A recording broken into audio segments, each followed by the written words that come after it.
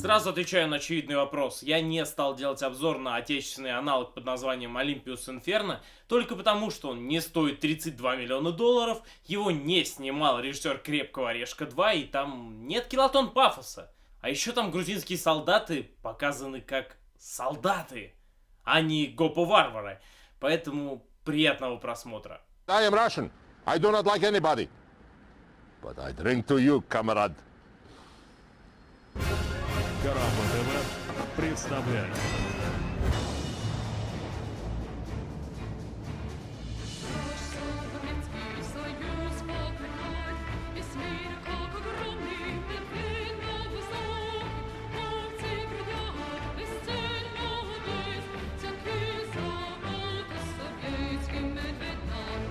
Первая жертва войны.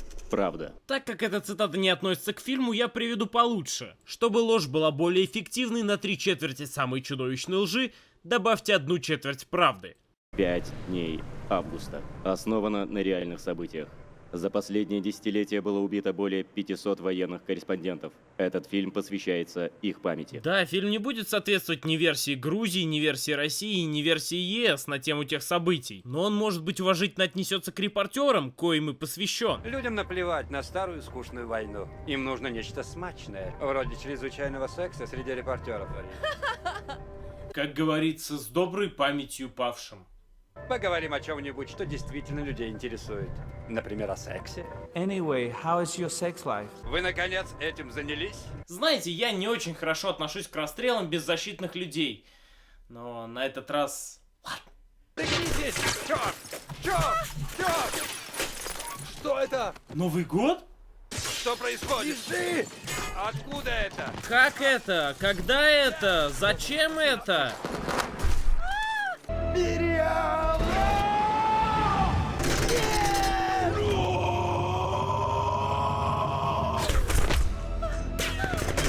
Черт! Не уходи, останься со мной, я прошу тебя! Казалось бы, надежды больше нет.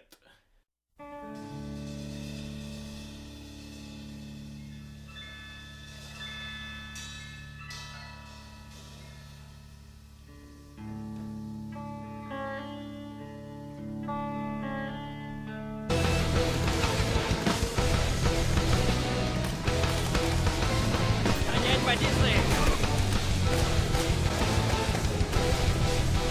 Вы кто, ребята? Друзья!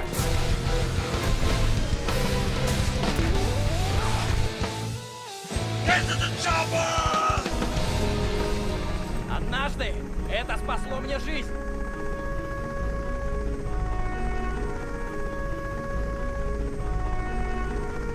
Год спустя, живой, в отличие от своей подружки, тот же репортер, которого, кстати, зовут Андрес, смотрит обращение президента Грузии. Президент Грузии хочет только мира и лишь мира. И делает все, чтобы Россия вернулась за стол переговоров. Что, несомненно, является правдой. Правдой. Правдой. Российской Федерации к народу Грузии. Вернемся за стол переговоров. Что делает любой уважающий себя репортер после просмотра обращения президента к любой стране? Конечно же, звонит своему другу в ванной, толстые телеса которого прикрывает пенка. Миротворческие силы были обстреляны на границе. На границе? Обе стороны, Грузия и Россия, имели здесь миротворцев с тех пор, как вспыхнула война в начале 90-х. Но стреляли только русские. Любитель пенки предлагает репортеру приехать в Грузию. А я для тебя станцую. Когда-то ведь ты играл героического грызуна. Летучая мышь не грызун. Далее идет момент, экранизацию которого многие ждали. Вы должны упомянуть артобстрел деревень. Ну, Энди, тебя что, этому не учили в театральном? В жизни лучше, чем в кино. Сепаратисты обстреливают с российских позиций. Еще одна попытка втянуть нас в широкомасштабные военные действия, как и в 2004 году. Грузия и Осетия всегда жили в мире даже до проклятого Советского Союза. Никаких споров никогда не было. А конфликтов тем более. Были лишь провокации, которые устраивала Россия. Как говорится, все по секретным документам. Мы считаем, что это будет нечто другое. Российские боевики там... Российские боевики? Почему не где-то убийцы? Российские маньяки-каннибалы? Зачем было останавливаться на боевиках? Российские боевики и танки движутся к зоне конфликта. Русский Черноморский флот также задействован. Итак, вы думаете, что война неизбежна? Мы молимся, чтобы это не произошло. Ах да, еще, президент России прислал вам видеообращение. И я хочу, чтобы на эту провокацию не отвечали. Понятно? Фильм снимался в Грузии совместно с Америкой, но вы должны узнать, откуда брали людей для написания диалогов. Чем потираются в Таджикистане? Там не найти туалетной бумаги нигде. Нет ни газет, ни листьев на деревьях. А у меня постоянно были приступы поноса. Приходилось скользить по траве и подтираться по собачьи. Знакомый юморок? Нападения участились. Обстреливают и села, и миротворцев. Есть жертвы. Убитые и раненые. А также живые и здоровые. Если наши силы не ответят на огонь, они не смогут эвакуировать раненых. Мы будем максимально придерживаться решения о прекращении огня. Но при этом мы почему-то не будем подписывать договор о неприменении силы, который 9 июля в Тбилиси предлагала подписать Кондолиза Райс. Пускай, подписав его, при нападении России, все мировое сообщество не только информационно вступилось бы за Грузию. Устав от разговоров про дерьмо, главные герои приезжают в осетинскую деревушку, где как раз идет осетинско-грузинская свадьба. Молодые и счастливые, и ничего не может помешать их счастью. Я отдал приказ не открывать огонь в одностороннем порядке. Блять, кто на кнопку нажал? Какой придурок! С пистолом залпового огня здесь нет кнопок. Просто просил не трогать. Ничего не трогать. Из крайне меня, блядь, сделают. Сука! В фильме, естественно, Цхинвал никто не атаковал. Видимо, его местные жители разрушили, дабы Грузию подставить. В фильме война начинается с атаки русских бомбардировщиков. Иван, вижу свадьбу. Понял тебя, Иван. Открыть огонь, Иван. Главная угроза исходит от свадьб, Иван. Понял тебя, Иван. Господин президент, началась война, куда первым нанесем авиаудары? Вот посмотрите на карту основные цели. Вот тут у Грузии аэродром, откуда могут взлетать самолеты. Здесь вот большое скопление грузинских войск. А вот здесь и здесь основные военные базы. Простите, вот это что? Это обычная небольшая мирная осетинская деревушка. Зачем тогда мне задавать этот вопрос? Очевидно же! Естественно, режиссер показывает следствие кровавой гыбни, дабы в зрителе возобладали эмоции и ушли здравые рассуждения. Делает это он классическим показом безногих людей и мертвых детей. Вся сеть передает Олимпийские игры. Война началась. Но все приводят версию Кремля. Но вы помните начало войны. Все приводили версию Кремля. Медведев заявил, что грузины первыми открыли огонь, а их войска защищают мирных граждан. Защищают их, обстреливая села кассетными бомбами за километры от зоны конфликта. Of course! А грузинская сторона? Их не спрашивают? Это невероятно! Невероятно! Как твоя игра? Или игра того, кто тебя озвучивал, в больнице среди окровавленных детей. Репортер встречает девушку по имени Татья, которая была на свадьбе. Да, именно ей Андрес сделал гарпун.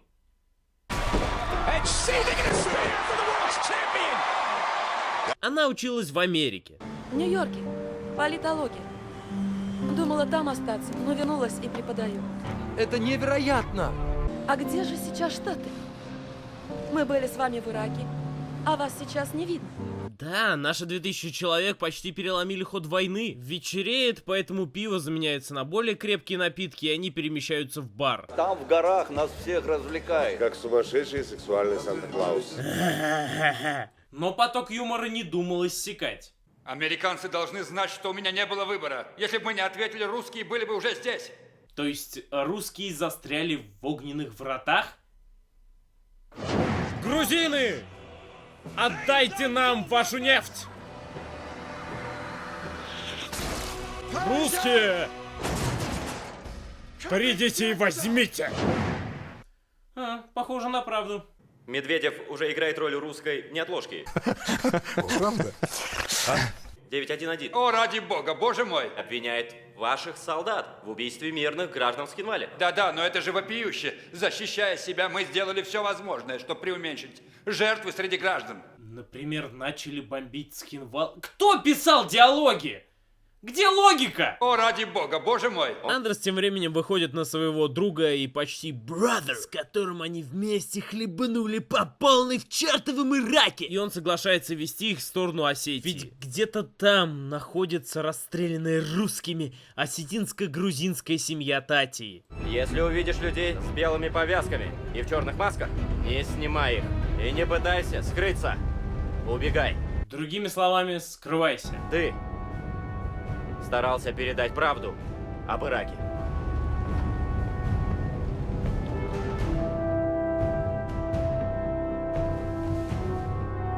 Военные оставляют репортеров у какой-то деревушки. И это понятно, ведь режиссеру было бы трудно показать, каким-то образом солдаты Грузии сдерживают солдат России, получив приказ о неприменении силы. Татья ходит по деревне и спрашивает людей. Естественно, вторые, кого она спросила, узнают ее семью на фотографии и указывают местоположение. Появляется сестра Тати, все в том же окровавленном платье, и отец. Казалось бы, что может помешать счастью воссоединившейся семье?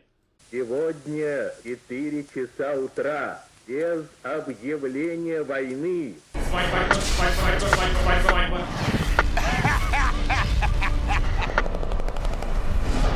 Стоп, а что на борту написано? Миша вернулся, мы еще вернемся. Спасибо, что не свастика. Вот она, российская армия в ее величии. Кодла бородатых людей, одетых в стиле Безумного Макса 2. Естественно, солдаты российской армии ведут себя как обычно. Поджигают, насилуют, убивают, воруют микроволновки. Только расстрелов у стенки не хватает.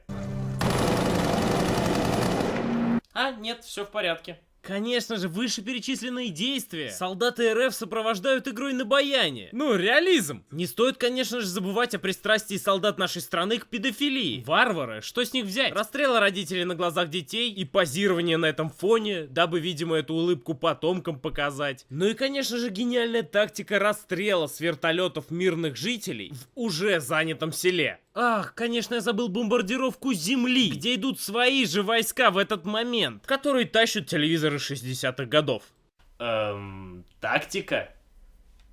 Ладно, я во все это верю. Но у меня один вопрос. Нахера солдату чертов детский велосипед? Он что, на нем по части будет ездить или бандеролью домой отправит? Судя по всему, в представлении создателей фильма, вся эта вооруженная и одетая Fallout стайл кодла — чеченский батальон Восток. Как ни странно, кровавая гыбня в Google картинках скрывает, что солдаты ходили в джинсах, очках и рубашках разного цвета. Ладно, вернемся к ваххабитам, изображенным в фильме. Опять же, я верю, что это чеченский батальон Восток.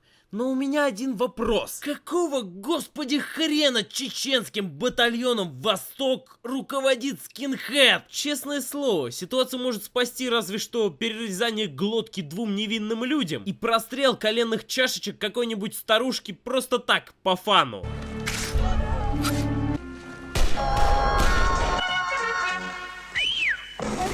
Надеюсь, никто не считает, что этот фильм имеет хоть какое-нибудь отношение к войне. Потому что он не имеет. Сделать из трагедии комедию?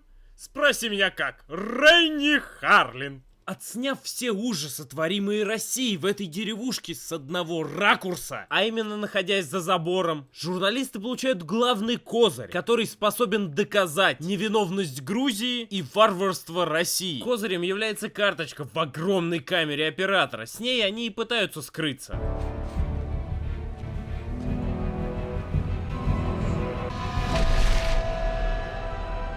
Там прозрачного стекла случаем не нашлось? Ну, так, чтобы наверняка. Ради бога, парень.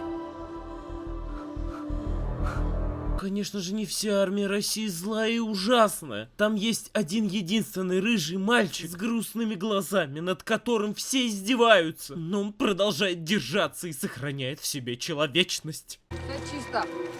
Он настоящий герой.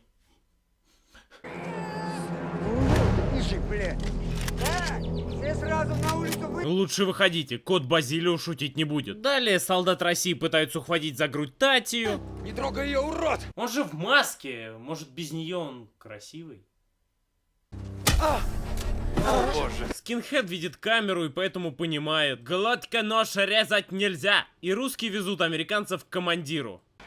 My name is Colonel Zaisin, regional commander of this sector. Мы там снимали в соседней деревне свадьбу. Поздравить! Ага. Отличная свадьба. Борис, что ты здесь делаешь? Снимать грузинскую свадьбу, занятия военных корреспондентов? Я могу взять женщин сначала. Не смей трогать моих дочерей, они такие же осетины, как и я. Я казах, старик. Либо он, либо Барат. Я зарежу тебя на глазах твоих дочерей. Да. Не твой сегодня день. Борис Бритва отправляет всех в катакомбы КГБ, а сам приказывает найти карту памяти с правдой. Не волнуйтесь, мы найдем запись. Я только что получил информацию. Второй фронт открыт. Добро. Сейчас нас атакуют с двух фронтов. Российские силы насчитывают более 40 тысяч солдат. Это в 3 раза больше наших. Сколько продержимся? Что они думают о предложении по прекращению огня? Мне сказали, что президент Буш говорил с Медведевым и Путиным лично. Им это не интересно. А еще Путин отрастил вот здесь вот маленькие усики и как-то странно не на русском языке приветствовал Буша. До встречи во второй части обзора. О, ради бога, боже мой! What makes a man? Is it the power in his hands? Is it his quest for glory? Give it all you got to fight to the top.